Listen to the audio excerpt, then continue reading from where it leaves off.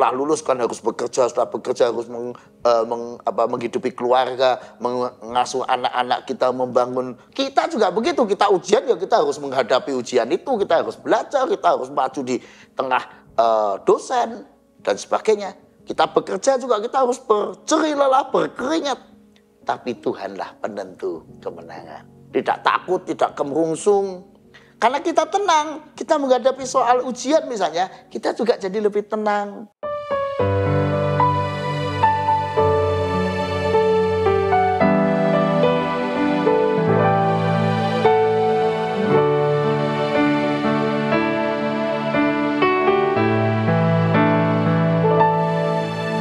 Tuhan tak pernah janji langit selalu biru, tetapi Dia berjanji selalu menyertai. Tuhan tak pernah janji jalan selalu rata, tetapi Dia berjanji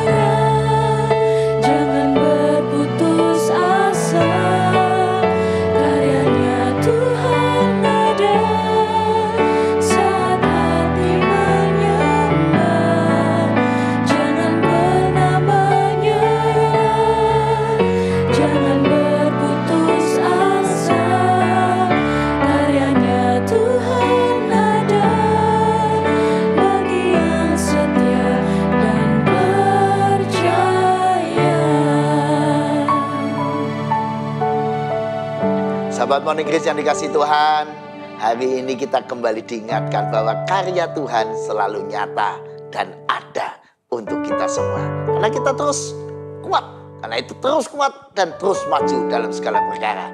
Mari kita isi hari ini di dalam kekuatan, kasih dan pemeliharaan Allah. Mari kita berdoa. Ya Tuhan, kami bersyukur karena pagi ini kami diingatkan untuk kami tidak mudah menyerah, melainkan mengandalkan Tuhan dalam segala perkara. Terpujilah nama Tuhan. Amin. Gimana nih Melisa sama Kevin pagi ini? Sedang bersemangat? Enggak. Apa yang sedang kalian perjuangkan ini? Ayo, sedang berjuang apa ini?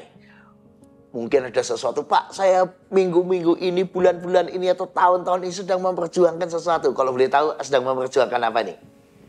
Memperjuangkan kehidupan yang lebih baik. Wah, ini klise banget ini, kehidupan yang lebih baik. Kalau Kevin? Mungkin memperjuangkan apa ya, pekerjaan mungkin Pak. Pekerjaan, ya betul. Semua orang punya perjuangannya sendiri-sendiri. Kalau Juan, apa yang kamu perjuangkan?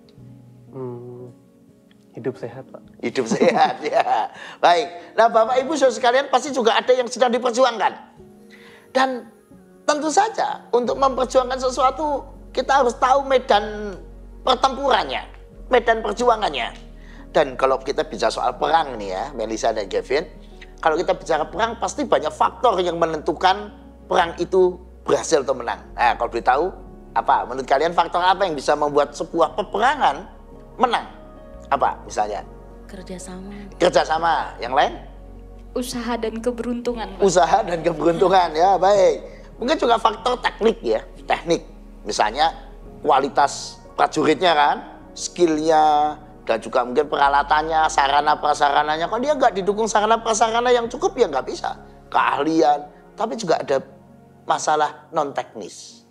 Apakah dia sedang siap, prajuritnya sedang takut, atau prajuritnya sedang merasa bersemangat. Nah, itu kan semua faktor teknis maupun non teknis ini sangat mempengaruhi. Nah, bagaimana kalau kita menghadapi sebuah perjuangan? Nah, supaya perjuangan kalian tadi berhasil, kita belajar dari perjuangan Israel di Keluaran 17 ayat 8 sampai 13.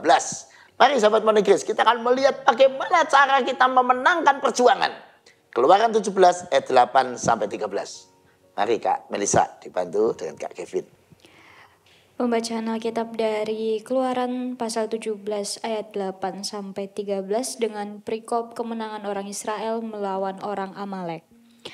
Lalu datanglah orang Amalek dan berperang melawan orang Israel di Rafidim. Musa berkata kepada Yosua, "Pilihlah orang-orang bagi kita, lalu keluarlah berperang melawan orang Amalek. Besok aku berdiri di puncak bukit itu dengan memegang tongkat Allah di tanganku." Lalu Yosua melakukan seperti yang dikatakan Musa kepadanya dan berperang melawan orang Amalek. Tetapi Musa, Harun dan Hur telah naik ke puncak bukit. Dan terjadilah, apabila Musa mengangkat tangannya, lebih kuatlah Israel. Tetapi apabila ia menurunkan tangannya, lebih kuatlah Amalek. Maka penatlah tangan Musa, sebab itu mereka mengambil sebuah batu, diletakkannya di bawahnya, supaya ia duduk di atasnya. Harun dan Hur menopang kedua belah tangannya, seorang di sisi yang satu, seorang di sisi yang lain, sehingga tangannya tidak bergerak sampai matahari terbenam. Dengan demikianlah Yosua mengalahkan Amalek dan rakyatnya dengan mata pedang. Nah, sahabat Monikris, dari bacaan ini kita melihat sebuah model peperangan yang unik ya. Di satu sisi, Yosua dan kawan-kawan generasi muda dari Israel yang masih kuat, yang masih punya skill yang hebat, maju berperang melawan tentara Amalek. Tentu saja kalau dibilang soal pengalaman dan kemampuan teknis, tentu Israel kalah sama orang Amalek. Ya, karena orang Amalek memang jagoan perang. Kedua, jumlahnya lebih banyak. Ketika sarana prasarananya lengkap. Karena memang dia ada di situ. Dia jagoan di padang gurun itu. Sementara orang Israel ini kan baru saja bangsa yang keluar dari Mesir mau menuju ke tanah Kanaan. Jadi istilahnya orang barulah di situ dalam sebuah perjuangan. Tentu saja dari segi skill, kemampuan, dari segi penguasaan medan, dari segi sarana prasarana, pengalaman dan sebagainya pasti tidak bisa dibanding. Nah, tapi memang banyak hal dalam sebuah perjuangan itu masalah-masalah yang sifatnya non teknis, yaitu mental, semangat, motivasi. Nah, bahkan orang Israel didukung oleh satu hal, yaitu perjuangan spiritual. Ya, saya disebut perjuangan spiritual. Karena ketika Yosua dan kawan-kawan ada di medan perang real, perang betulan, di situ ada orang-orang tua, Musa, Harun dan Hur yang naik ke bukit. Lalu Musa mengangkat tangannya. Nah, menarik. Kalau Musa tangannya masih di atas, memberkati mungkin semacam itu, Israel menang. Bisa mendesak lawannya. Tapi begitu Musa capek, turun tangannya, Israel kalah. Wah, tahu situasi itu, maka Harun dan Hur yang satu menopang tangan kanan Musa, satu tangan kiri Musa, sehingga Musa tetap begini terus tangannya. Sampai peperangan dimenangkan Israel. Karena terus tidak bisa, Israel hanya mengandalkan dirinya saja. Ketika Musa mengangkat tangannya, mereka mengandalkan Tuhan. Atau Tuhan bekerja melalui peristiwa itu. Dan terus sampai tangan itu tidak bergerak sampai matahari terbenam. Demikianlah Yosua mengalahkan Amalek dan rakyatnya. Jadi memang secara real yang berperang Yosua dan tentara Israel atau generasi muda Israel. Tapi mereka tidak bertempur sendiri. Ada medan perjuangan yang lain, yaitu spiritual, doa. Yaitu Musa, Harun dan Hur di atas bukit melibatkan Tuhan, meminta berkat Tuhan untuk perjuangan. Nah, disinilah kita belajar sesuatu. Yang pertama, kalau berjuang dalam segala hal, jangan cuma perjuangan secara material. Kalau ujian misalnya, jangan cuma menguasai materinya. Jangan cuma menguasai, wah ini kan ujian apa misalnya, materinya. Tapi juga ada hal yang non teknis. Yaitu kita perlu melibatkan Tuhan.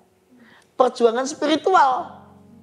Doa kita, penyerahan kita pada Tuhan, semakin kita mengarahkan hidup kita sepenuhnya pada Tuhan dan mengandalkan berkat Tuhan, pertolongan Tuhan, maka hal-hal itu akan membuat pertama hati kita jadi damai, tenang, tidak takut, tidak kemerungsung. Karena kita tenang, kita menghadapi soal ujian misalnya, kita juga jadi lebih tenang, tidak panik, menjadi kita lebih teliti. Dengan pertolongan Tuhan kita juga diberikan hikmat untuk makin mencermati soal dan menjawab tiap soal dengan baik. Bahkan perjuangan spiritual itu akan meluruskan kita kepada tujuan yang benar. kepada motivasi yang benar. Kalau orang ujian ulangan misalnya, wah ini yang penting nilai ini buat saya, yang penting saya lulus. Ya kan lain dengan motivasinya orang, saya mau persembahkan nilai ini untuk Tuhan. Saya mau persembahkan nilai nanti ini ujian ini untuk papa mama saya. Supaya beliau bahagia yang membiayai hidup saya. Ini motivasinya udah beda. Yang satu pokoknya sekedar lulus, atau saya mau lulus supaya saya jadi orang kaya. Yang satu, saya mau lulus, mau belajar yang baik, supaya saya jadi berkat buat keluarga saya. Lain motivasinya, lain tujuannya, lain caranya juga. Perasaannya lain, makanya akan jadi perang atau perjuangan yang lebih berkualitas. Mungkin orang yang mengandalkan dirinya sendiri juga bisa lulus, juga bisa dapat nilai A. Tapi kualitas perjuangannya dia hanya untuk dirinya sendiri, mengandalkan diri. Dalam sekali perjuangan itu mungkin nggak kelihatan bedanya. Tapi kalau mulai hidup ini kan cuma nggak satu perjuangan. Perjuangan kan. Setelah lulus kan harus bekerja, setelah bekerja harus menghidupi keluarga, mengasuh anak-anak kita, membangun kehidupan, membangun gereja, membangun masyarakat. Kalau perjuangan-perjuangan itu lalu dirangkai akan beda. Orang yang berjuang sekedar untuk kaya, orang yang berjuang sekedar untuk dirinya, dan orang yang berjuang untuk kemuliaan Tuhan, untuk papa mamanya, untuk membahagiakan orang lain, untuk membuat bangsa negaranya sejahtera, untuk membuat dunia yang lebih baik, lain. Cara kerjanya akan lain, motivasinya lain, pikirannya lain, hatinya lebih tenang. Sama-sama berjuang, sama-sama sebuah peperangan kehidupan, sama-sama sebuah perjuangan yang hebat. Tapi hasil akhirnya beda. Kenapa? Diawali dengan proses yang beda. Nah, karena itu teman-teman, kalau kita berjuang, jangan lupakan perjuangan bukan cuma yang material, yang nyata, yang harus kita hadapi. Bukan cuma soal materi ujiannya, bukan cuma soal kalau dunia kerja ya pekerjaannya, tapi juga spiritualitas harus kita perhatikan. Nanti hasilnya akan beda. Yang kedua, jangan meremehkan orang-orang lain. Orang tua seringkali kita remehkan, orang tua bisa kerja apa, sudah nggak produktif. Makanya kita merasa, saya nggak perlu melibatkan orang tua. Salah. Kalau kita sedang studi sebagai mahasiswa, kita sedang bekerja sebagai orang-orang profesional, di usia kita sedang energetiknya, kita di usia produktif, jangan lupa hidup itu nggak cuma itu loh. Kita perlu doa dari orang tua kita juga. Kita perlu doa dari beliau-beliau yang mungkin secara fisik mungkin sudah lemah. Nggak bisa lagi seperti kita, nggak semudah kita. Tapi jangan lupa, peperangan kehidupan ini nggak cuma yang real. Tapi juga tadi, Israel ada, diperlukan Musa, Harun, dan Hur. Bahkan seringkali itu menentukan. Nah karena itu, kita dalam perjuangan hidup kita, jangan lupakan orang tua kita, kakek nenek kita, teman-teman kita, bapak ibu yang lain, yang kita kenal, kita nggak masalah titip doa, om tante titip doa ya saya mau ujian, bapak ibu, wah itu luar biasa, jangan remehkan. Orang tua itu bisa menjadi para pendoa yang hebat dan mereka nggak kelihatan yang dikerjakan, tapi dampaknya kelihatan. Seperti dalam kisah Israel tadi. Yang ketiga, akhirnya Tuhanlah penentu kemenangan.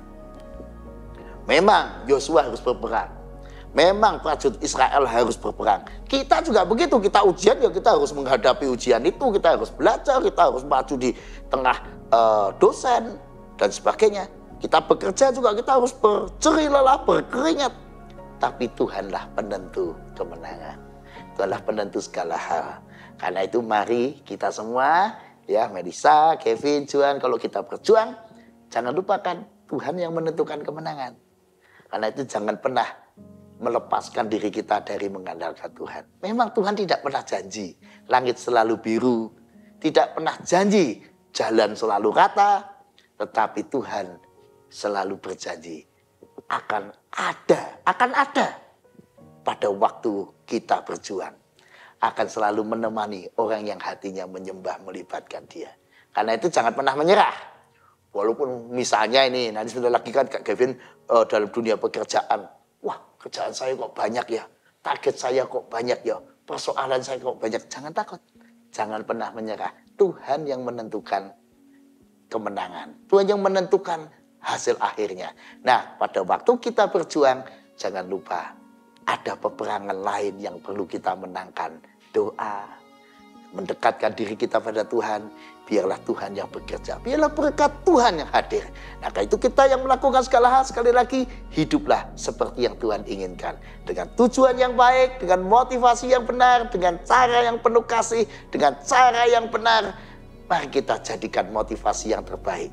Supaya apa yang kita perjuangkan betul-betul nanti hasil akhirnya ini jadi berkat buat kita. Memuliakan Tuhan, menyenangkan orang tua. Betapa senangnya orang tua lihat anaknya sukses, tapi suksesnya benar.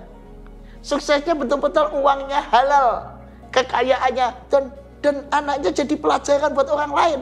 Ini orang sukses yang benar. Cuma ada juga orang sukses, tapi nggak benar. Nggak bisa buat pelajaran. Sehingga orang tua akan bilang, kamu jangan niru orang itu ya.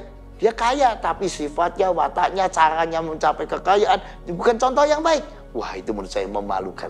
Ya, mari kita memasuki peperangan kehidupan. Tiap hari kita harus berhadapan dengan persoalan pergumulan. Mari kita hadapi bersama Tuhan. Tuhan memberkati kita semua. Sahabat Modern Grace, jangan pernah menyerah. Tuhan selalu ada untuk Anda. Karyanya selalu siap untuk berjuang bersama-sama dengan Anda. Tuhan memberkati. Mari kita berdoa. Tuhan, kami tahu perjuangan hidup kami masih panjang. Tetapi kami tidak takut, kami tidak mau putus asa, apalagi menyerah. Karena Tuhan selalu ada. Dan karya Tuhan, berkat Tuhan selalu nyata menemani kami. Terima kasih Tuhan, pagi ini, siang ini, dan setiap hari bahkan sepanjang hidup kami mau mengandalkan Tuhan dalam segala medan pergumulan dan medan perjuangan kami. Amin.